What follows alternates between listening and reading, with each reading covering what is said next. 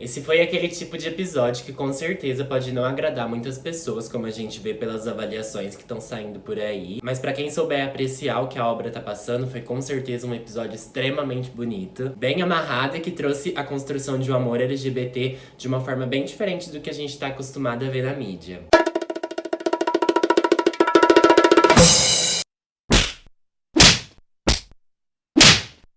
E aí, você tá boa? Sejam muito bem-vindos, sejam muito bem-vindas, sejam muito bem-vindes. Pode me chamar de Henrique Oliveira, de Geek Rick, ou como vocês quiserem. O importante é se sentir à vontade. E bora pra análise do episódio 3 de The Last of Us. Com a divulgação, a gente já sabia que ia ser um episódio com uma história totalmente nova pra série. Lá nos jogos, pra quem não sabe ou não se lembra, o Frank ele não aparece vivo, ele só aparece já morto, que ele mesmo se mata enforcado, é bem pesado. E o Bill que a gente conhece lá é um Bill bem amargo, tá sofrendo ali com a perca do parceiro dele. Acho que ela pode pegar o Não trabalho meta e nisso, enfiar não tem bem nada no a meio. ver com...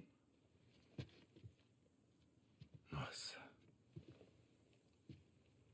Você conhece esse cara? Frank, E quem é o Frank? era meu parceiro.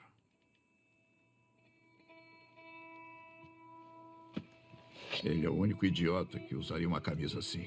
A série tem explorado várias questões que ficaram meio em aberto lá nos jogos, e essa relação do Bill e do Frank foi uma delas. Lá nos jogos, a Ellie chega a encontrar uma revista peculiar do Bill, que deixa ali nas entrelinhas, mas a certeza mesmo a gente não tem confirmada. Esse episódio ele é muito mais pra contar a história mesmo desse casal. O Joel e a Ellie, a gente só vê eles lá no comecinho, e depois a gente revê eles lá no final. O Joel chega a aparecer no meio do episódio, durante o flashback, mas a história mesmo em si do episódio é do Bill e do Frank. Lá no começo do episódio, a gente vê o Joel indo levar a Ellie pra onde mora o Bill e o Frank. E aí depois a gente vai pra um flashback pra contar a história desse casal. E a gente fica o episódio praticamente inteiro nesse flashback, que vai se passando ao longo dos anos, tendo os saltos temporais, pra contar e amarrar a história deles bem fechadinha. É bem legal que a gente vê pelos olhos do Bill como que foi quando o fungo se espalhou e ele era um sobrevivencialista. É tipo sobrevivência. Como é que é?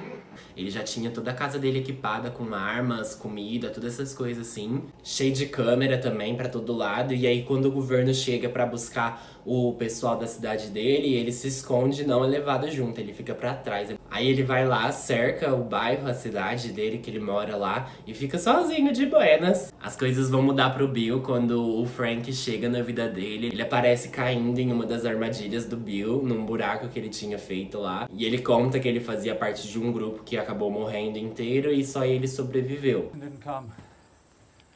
I'm just trying to get to Boston. Alone? We started with 10.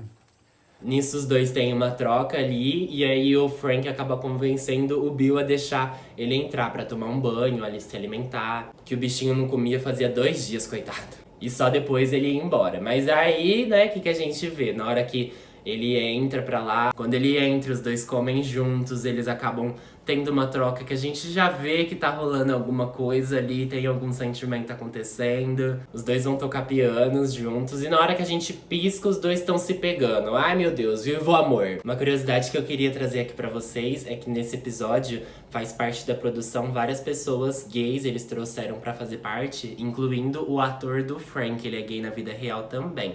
O ator do Bill, ele é hétero, o que ajudou ele, na verdade, na interpretação, já que o personagem dele, o Bill, ele nunca tinha tido relação com outros homens. Então foi mega legal, e eu acho que esses toques, essas coisas, tipo, que eles prestaram atenção, ajudou bastante na construção do episódio em si. A delicadeza que colocaram com tudo, sabe? Que eles estavam falando, fazendo. Acho que, nossa, infelizmente, como eu falei, né? Desde que saiu o episódio, ele tem sofrido bastante ataque. E a gente sabe por quê, né?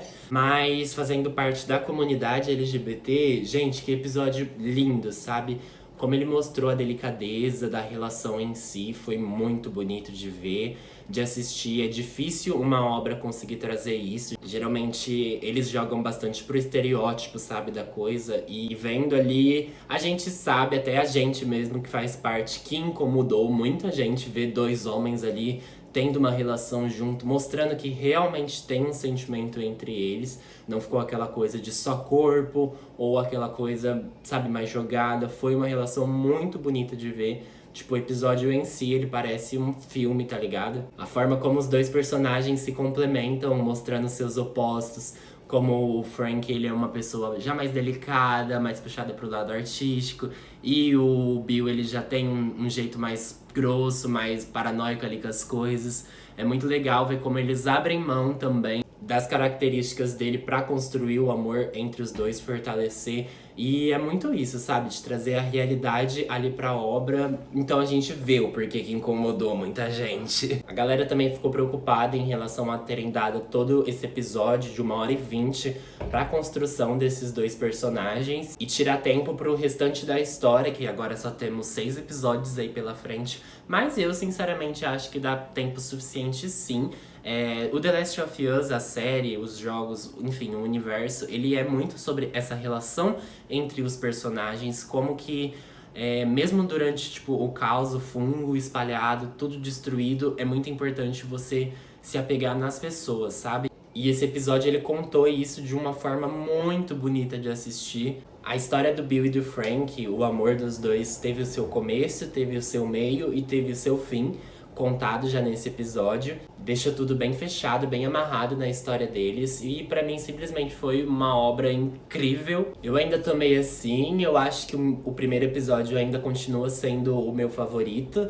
Mas esse episódio, a gente olhando assim, a gente vê que ele vai marcar no sentido da indústria, sabe? Eu acho que muita gente, quando pensar em The Last of Us, vai lembrar desse episódio, sabe? De como ali teve uma construção real de um amor entre dois homens, e isso foi muito bonito de ver. O final da história tem uma mudança mesmo. Nos jogos o Bill, ele fica vivo, já ali na série ele morre, ele resolve se matar junto com o Frank por conta da doença dele. Eu vou ser muito sincera e dizer que eu queria muito ter visto a relação do Bill com a Ellie, porque eles têm uma troca de farpas muito boa lá nos jogos, e eu queria muito ter visto isso na série. Foi o que eu mais senti falta desse episódio, mas trazer a morte do Bill lá junto com o Frank, deixar o tom mais dramático, acho que amarrou mais ainda o que o episódio queria mostrar. Então, tipo assim, fiquei triste de não ter essas cenas, mas entendo o porquê que não teve.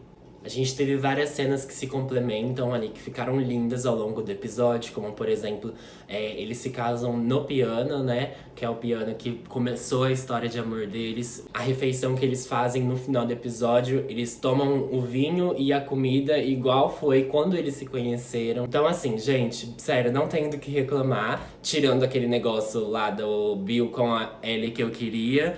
Mas eu acho que se fosse um casal hétero ali, teria muito menos reclamação do que tá tendo, né? E é assim sobre isso, gente. Quando a gente volta pro presente da série, que o Joe e a Ellie estão chegando lá, a gente já vê que eles se deparam com a carta que o Bill deixou. A Ellie lê pro Joel, é bem emotivo também a cena, e ainda mais que ela termina falando pra ele proteger a Tess, que a gente perdeu no último episódio, no episódio 2. Mas isso também fortalece muito a história do Joel, que, né, como ele perdeu a Sarah primeiro, a filha dele, e agora ele perdeu a Tess. E na carta fala pra ele ter quem proteger, né, que o tipo de homem dele, de quem ele é, tem esse objetivo. Então isso contribuiu muito pra mostrar pra gente os motivos do Joel tá levando a Ellie e como ele vai se apegar nela. A gente tem aquela delícia de easter egg, gente, da Ellie achando a camiseta que ela vai usar ao longo dos episódios, que é a mesma camiseta que ela usa nos jogos. Oh, meu Deus, que coisa linda!